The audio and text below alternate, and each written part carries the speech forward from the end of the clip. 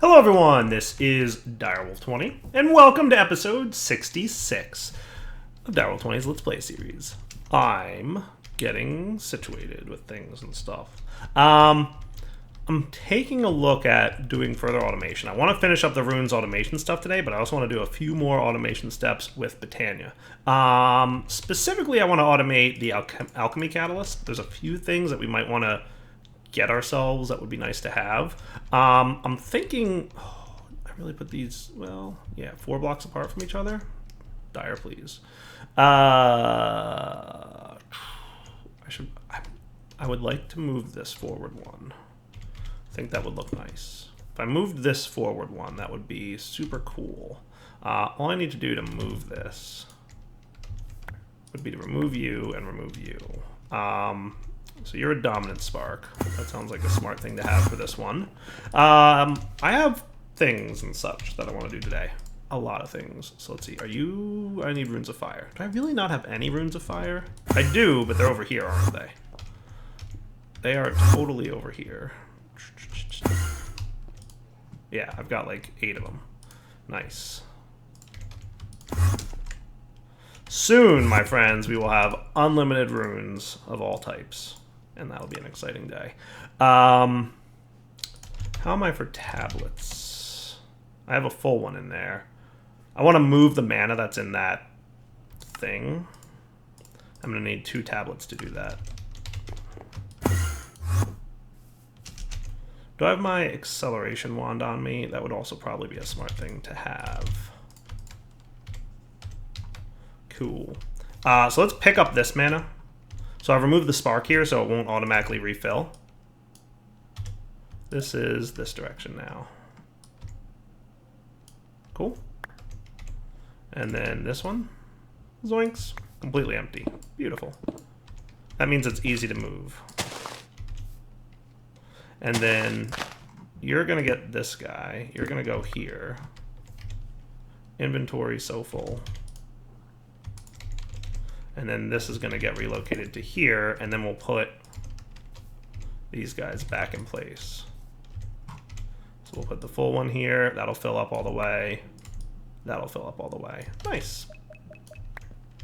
And then we can put our dominant spark back on here.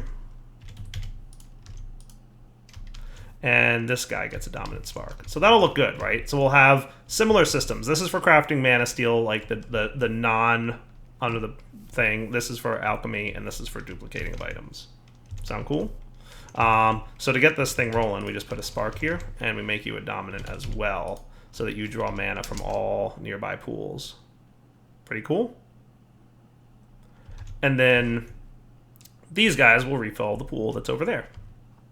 Beautiful. I love automation. It's so fun for me to be like, hey, look, that thing that I built just totally did everything it was expected to. Nice. So let's get on top of this dude a open crate. Can I put it like right?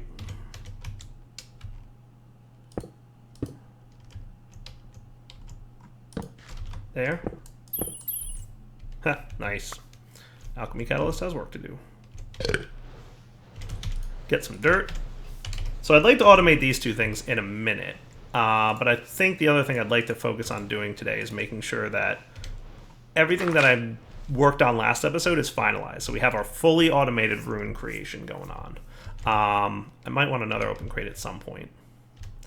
I think I'm going to hold off on setting this up, right? Or should I do this real quick? I could probably do this real quick. I just need a red string, a crafter, and a ranged collector. I can do that. So crafter, check. Ranged collector. I make so many of these that I really should just get around to like creating an auto crafting recipe for them, right? Like that would be really smart.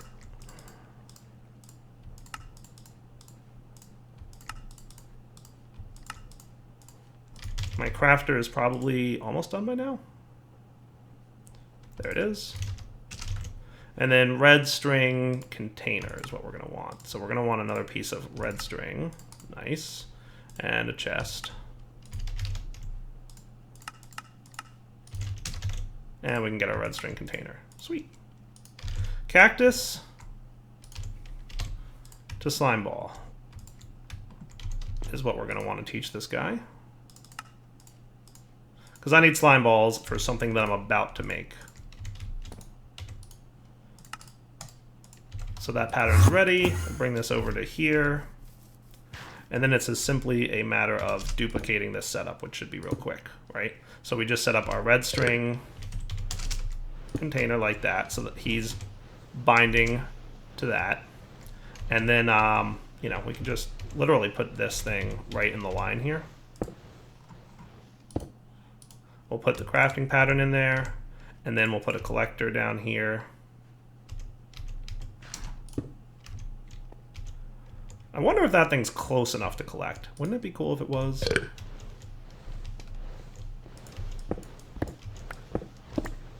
It probably could be, right? This importer shouldn't have any filtering on it.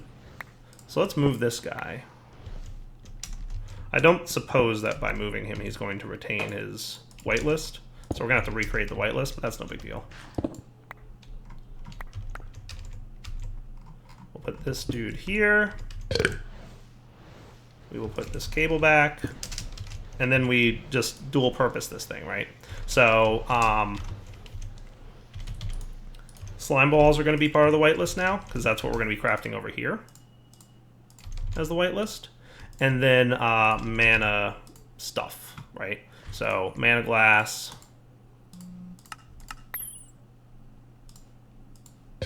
you, all the things.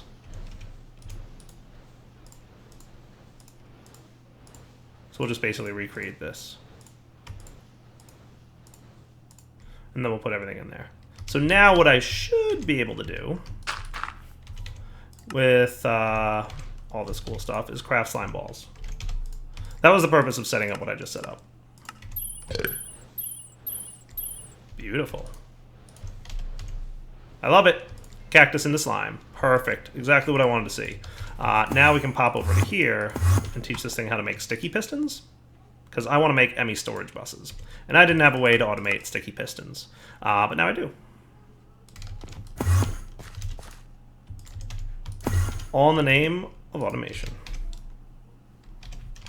So now if I want a storage bus or 3, not a problem, because we know how to make slime balls. Beautiful.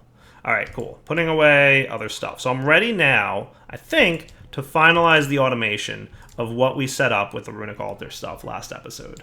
So I've got my stuff here. Gonna take a quick snack break. Delicious. And let's boogie. So over here, last episode, we set up the following. We set up a system that can, totally awesomely, automate the creation of runes of fire, right? And basically the way it works is it's got rune of fire pattern here. It puts the items into this thing, and this guy's set up in blocking mode, which means it won't try to craft another rune set until this chest is empty. This chest will also contain the living rock that needs to be dropped as the final step of the crafting pattern. So because living rock is going to stay in this chest until we are completely done crafting whatever rune we're making, that will maintain the blocking pattern, right? The chest will remain in blocking mode while the rune is being crafted. And then when the living rock drops, it's ready to craft another set of runes, right? So because of all that awesome setup, we've got a way to automate it in Applied Energistics. Today, what we need to work on is integrating the Applied Energistics system with refined storage so that we can automate rune crafting. Cool? Cool. So let's do that. To do that, we're going to need a few things. We're going to need some Applied Energistics interfaces, and we're going to need some refined storage interfaces. They function in very much the same way. We're going to need ME storage buses and refined storage external storage. Again, they function in very much the same way, which is good for us because we're going to be making them integrate with each other. We've also got a storage bus over here, which is the chest. Now, this chest is going to work as an overflow storage. This is basically where all your extra runes are going to go. And I'll show you why we need that chest probably in a little bit. But basically the way I want to do it is I want to have interfaces from refined storage, right? And those will be, let's say, here. Those are the Applied Energistics one. Hold on. Interfaces from refined storage. Okay.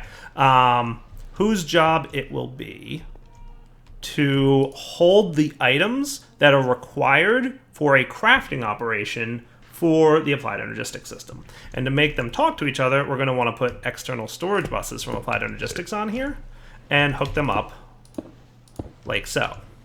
Okay, network apprentice. And we're using how many channels over here? 7 out of 8. So we might wind up wanting, I'm going to break this cable and connect into this dude. So now we're using 4 here and 3 here. Cool. Then what we're going to have is ME interfaces from applied energistics, which brings us up to a total of 6 channels over here. And we will have external storage on them. Like that and that. Okay, and I want to configure these external storages to extract only. So the only thing you're allowed to do is take items out of these ME interfaces. And here's the way it's basically going to work. Okay, I'm going to tell the ME interface here to keep in stock, let's say, 4 runes of earth via the configuration. And we're going to set up a crafting card here so that it crafts the runes of earth as needed. We're going to tell these interfaces that are hooked up to my refined storage system to keep in stock the items required to craft a rune of earth. So the applied energistics system gets the items it needs for the rune of earth crafting from the interface on refined storage, puts it in the interface right here, and then the external storage bus can access those. Does that make sense? If not, it will in a minute. So let's get the items required for Rune of Earth crafting. And do I have any Runes of Earth? What runes do I have? I do have a Rune of Earth. So we're going to use that as the sample for this, right? So a Rune of Earth crafting is as follows. You need a coal block, which I'm going to go ahead and teach you how to make coal blocks because otherwise you would not be able to make coal blocks. Dun, dun, dun. So now we've got that going, right? And I'm going to say the following. We need a coal block for a Rune of Earth. We need a piece of stone. We need a mushroom. Any mushroom will do. By the way, I might need to automate these at some point. World Gen is pretty much my only option. There's no way to craft these. Wah, wah, wah. I'm going to have to... I wonder if white mushrooms would work. Do you think white mushrooms will work in a Rune of Earth recipe? It seems to be pretty specific about the type of mushroom it wants. It's not blinking. I actually wonder if even the red ones would work. I mean, are they ore dictionaried? Minecraft brown mushroom, Minecraft red mushroom. They're on the all mushroom list. So I wonder if it's ore dictionaried. Is this on the Minecraft all list all mushroom? Maybe? We should test it. I'm going to test it. I wonder if this will work. So we'll get one of you just to test. And then obviously we need mana steel, mana powder, and living rock.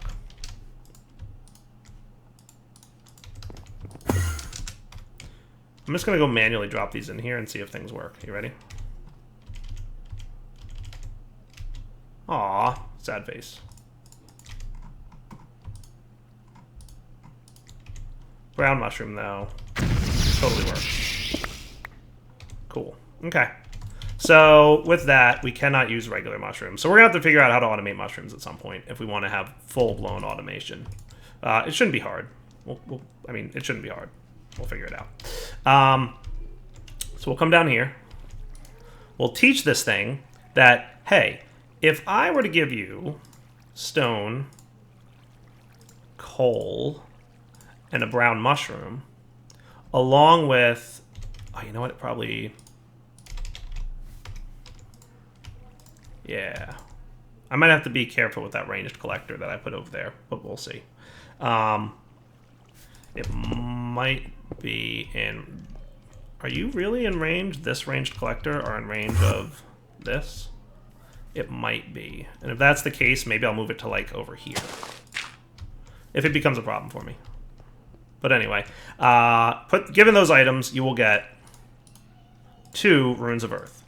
Cool. So that's a pattern that we can place in this pattern. Okay. Now over here, I'm going to tell the refined storage, hey, always keep in stock the following items. And I might need to give it a crafting card so that it knows it's allowed to auto-craft these items. You hear the... Nice. Okay. So now these items are kept in stock on the refined storage interface. Because we have a storage bus hooked up to it, which we can extract only. I'm going to set these guys to extract only as well so that it can't put items into the interfaces. You have access to that now. How cool is that? Right? The other thing that we'll probably want to keep in stock is living rock. So now we literally have all the items available to us to auto-craft runes of earth. See? Stone, living rock. All this stuff is available to the applied energistics system to make the rune of earth.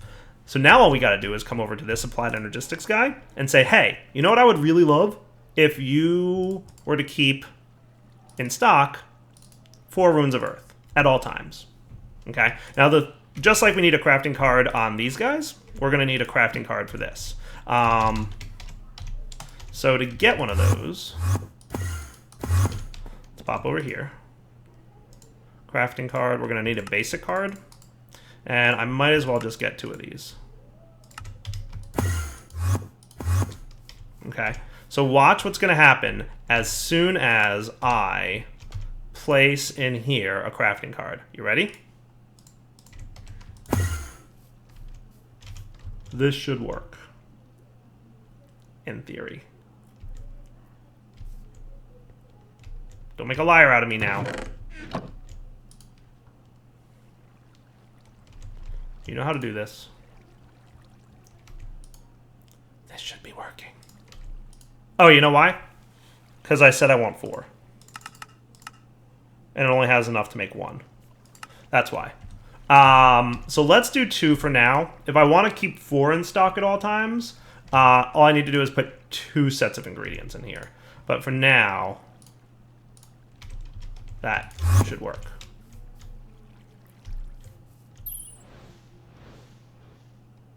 See the auto-crafting occurring? So my vacuum hopper totally picked up these things.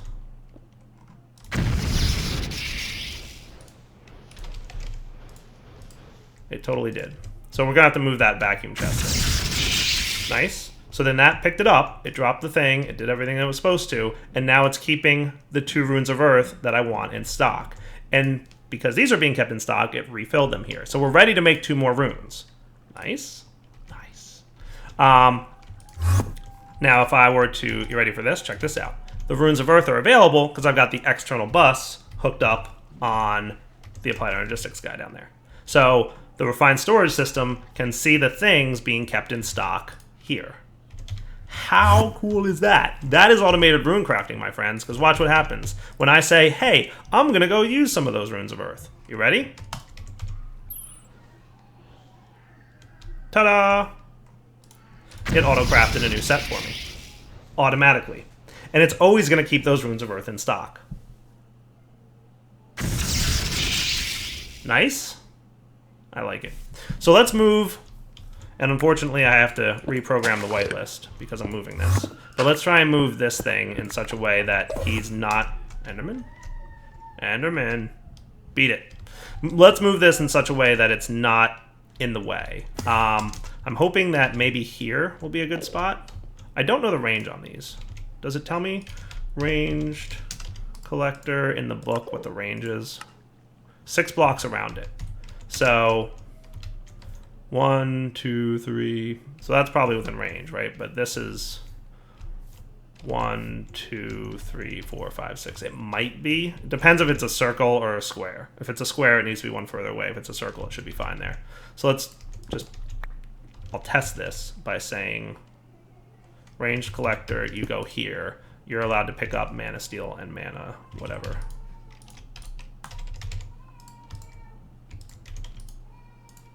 Mana ingot, mana dust. Right, now can you pick that up over here?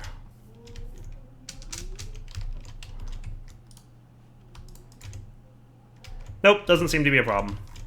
So we will accept that as a solution to our issues. So I'm going to let you guys go in here, and then we'll also I'm going to put away these things because I don't need them anymore. And I want to reprogram this whitelist with mana glass, mana diamond, mana pearl,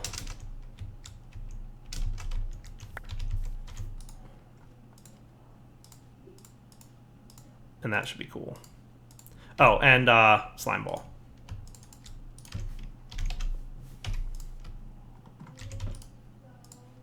Nice. So let's set up another one. So real quick, I need to craft a rune of air so that I have one to show this thing how it works. So let's first tell these guys to keep the certain things in stock. Now, half the items that are in here are what we need for rune of air, right? All we have to do is add string, feather, and carpet, which I just taught it how to craft. So it can auto-craft that, no problem. Now when I add the rune of air, so let's put these guys in here. Hear it running? Nice. Rune of air should wind up inside this inventory in a second. Nice. There it is, runes of air. They're stored in here, remember? So now all I have to do is teach it, right? So I say, let's get ourselves another string, feather, and carpet. Okay, and here we can do string, feather, and carpet yields 2 runes of air. Check, check. Now, when I teach you how to make runes of air, and I tell this guy, hey, do me a favor, keep 2 runes of air at all times. Listen, it's auto-crafting 2 runes of air for me. And then if I check this thing, 2 runes of air show up. And it's kept in stock at all times. Beautiful. How cool is that? I'm super proud of this. Have you guys figured out yet that I'm super proud of this? Because I'm a little bit proud. And this is all we need to do is literally teach it the recipes, right? So water, right? Rune of water is a fishing rod, a sugar cane, and bone meal, right? So we already know how to make bone meal. I don't think we know how to make fishing rods, but we could totally teach it.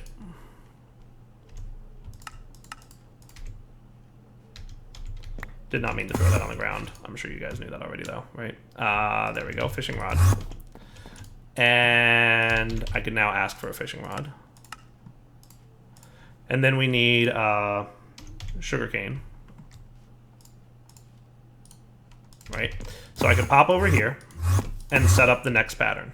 All I need to do is borrow one of you, and one of you.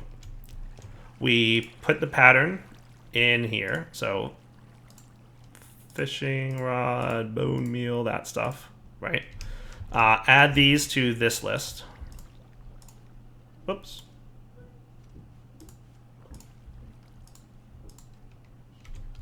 And then fishing rod. There we go. Make sure that you've got a crafting card in you.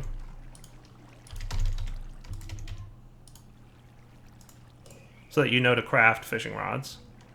Okay, and then we put these guys in here, along with the bone meal and sugarcane. And living rock. We hear the runes of water crafting up there. They'll make their way over to this chest in a moment. Nice. And then we tell this guy, hey, do me a favor, keep 2 in there at all times. Right? All I need to do is now add this pattern to this guy. Now he knows how to make runes of water. Beautiful. And hey, while we're at it, would you do me a favor and keep 2 runes of fire at all times? Which it already has, so it's not going to craft. How great is that? And now we've got our 2 runes of water. And the excess runes of water stay in this chest. So if I use these 2 runes of water, the other 2 will be refilled from the chest. And if we don't have any in the chest, it'll auto-craft them. So as you guys can probably guess, this system is pretty easily expandable, right? This interface can hold like 9 items, as can this one. And there's only 18 runes, or the 16 runes, so we have more than enough of these things here. This guy can hold 9 patterns, so we just need a second interface probably underneath the chest so that we can do all 16 rune types. So let's do, before we wrap up the episode, one of the more advanced runes, which is the rune of summer. Okay, and this is, or no, what rune do I have in here? Spring? I have a rune of autumn. Okay, cool. So we're going to teach you how to make a rune of autumn, which is fire, air, 3 leaves, and a spider eye. Okay, so I've got eyes, and I've got leaves? Probably not. Let's get some shears and get ourselves some leaves. This will not be hard. All right, now we've got a stack and a half of leaves. I'm going to need 3 of them. Okay, so all we got to do is come down here and figure out again, because I forgot in the last 5 seconds. Fire and air are what we're going to need, right? So I think I've got some extra runes of air. And that didn't use these? Nice. Okay, cool. So we'll put them in here. What other runes do I have that are excess? Nice. Those were in the drawer, in my refined storage system, right? So those are excess runes that we have now, right? So we'll borrow a fire and air for this demonstration. And we will say pattern. 1 rune of air, 1 rune of fire. I still needed that living rock. It's like the one item I didn't want to overwrite. 3 leaves. And a spider eye. And a living rock will yield 1 rune of autumn, right? So that's a pattern that we can teach it now. And we're going to put that pattern right here. So now it knows how to make runes of autumn, right? The other thing we need to do is tell it to keep on hand the 3 leaves and the 1 spider eye. So now you're ready to craft a rune of autumn. Cool. Now let's pretend that we didn't have any excess runes of fire or air, right? So now, if we want to craft a rune of autumn, we have to first craft some other things. So let's, because, why are we missing gunpowder, nether brick, and nether wart? Did I not actually, like, put those in here? Probably. Go, die, or go. Gunpowder.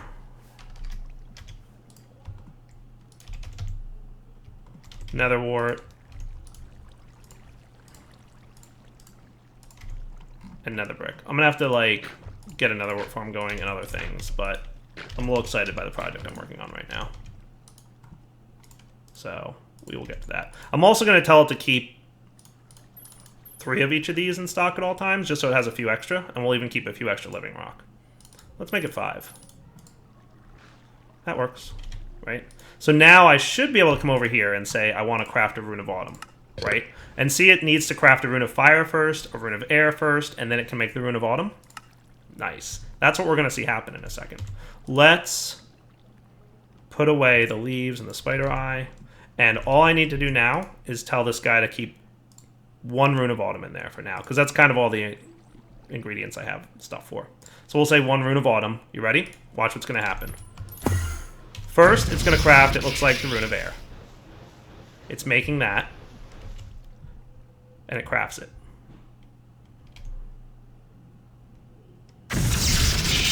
Now it dropped the stuff for the rune of fire. And it's crafting that. Nice. And now it's going to drop the stuff for these. So this guy was a little quick on the draw. Where are you? This thing. To pick up the runes of fire. Which is not a big deal, right? I'll just steal this rune of fire and air that it made. That's an easy thing to fix, though, to be honest. I could probably do... There's any number of items I can pick up stuff instead. There we go. Nice. So that should drop that. And then we have our rune of spring. Sweet. And any excess... So you can see we got back our runes of fire and air there. So that's why we want the external drawer here. Because when we crafted the rune of autumn, we get back our runes of fire and air. So they need to go somewhere. So that's going to go in this storage chest. So this storage chest will be like temporary storage for excess runes as needed. How cool is that? So it did work perfectly, except for this guy picked up the runes of fire and air as they were dropped. So let's see if we can fix that. So I've got a Hopper Hawk. I remember they have a slightly longer delay in picking up items out of the world. The standard Hopper Hawk has a really large range. But if you make any flower a miniature version, like I just did, so like see the range of that? Way too big. The miniature version, much smaller. I wonder if I can pick up... Come on, break the flower, break the flower, break the flower. The miniature version also is a little bit hard to hit. I wonder if I can get it underneath. So let's do... Can I make this? All I need is a flower with glowstone. And make that into a floating one. So I just need some grass. Where are my shears?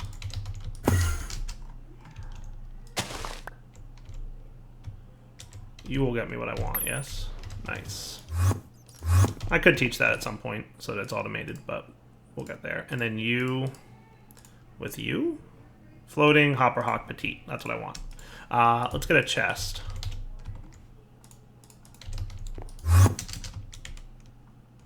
If I were to put you right underneath this thing,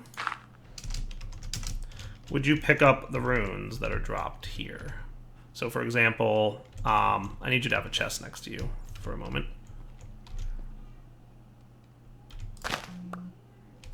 So that I can open the chest.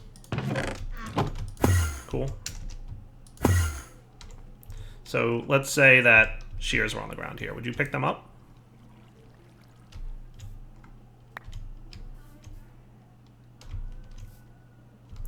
You picked that up. Let's auto-craft a rune. Let's do something that's cheap-ish in terms of the resources I have. Let's do Runes of Earth.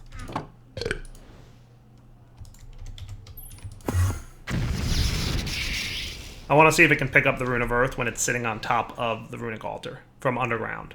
That's the test I'm doing right now. You can filter the Hopper Hawks, but I don't know if I can do like the metadata ignore filter thing. And I should probably remove that for a moment. Are you dropping Living Rock? Oh, did I break something? What did I break?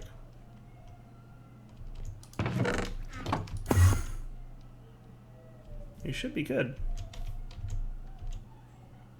Why is this being weird and suddenly not working? Oh, are you in the way of the red string comparator? You totally are. Okay, that's fine. I can move you to be here.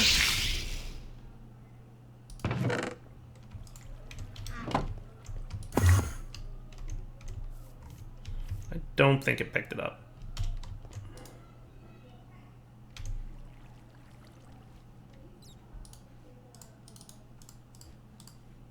We'll let this crafting request complete itself, and then we'll make a new one.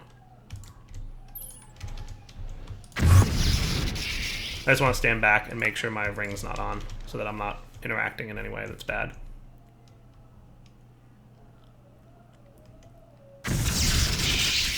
Can you get them, Hopper Hawk? Looks like you did. We'll keep an eye on this. I'm not sure if the range is going to be a little too small. If it is, we'll just manage. Cool. So all I need to do now is remove this guy.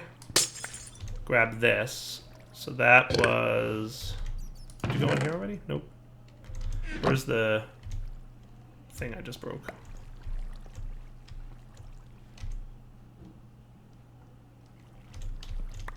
There it is. ME import bus. You go... Technically, you could probably just be a little bit closer.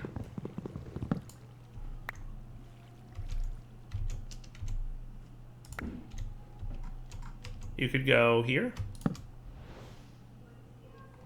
with the import bus there, and then the cable running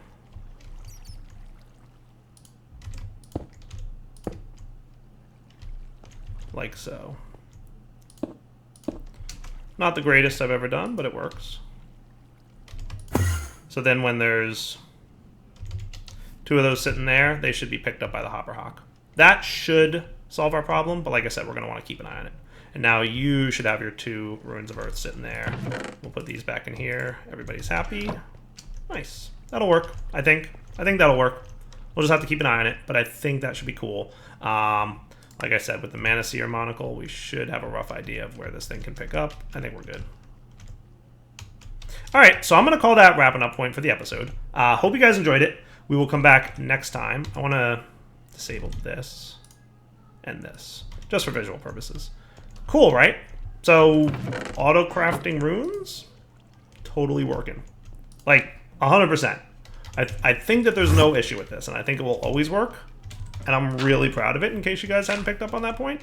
So, really hope you guys enjoyed the episode. Is it a little bit complicated? Totally. But is it cool? Also, yes. All right, guys. Direwolf20 signing off. As always, please do take it easy.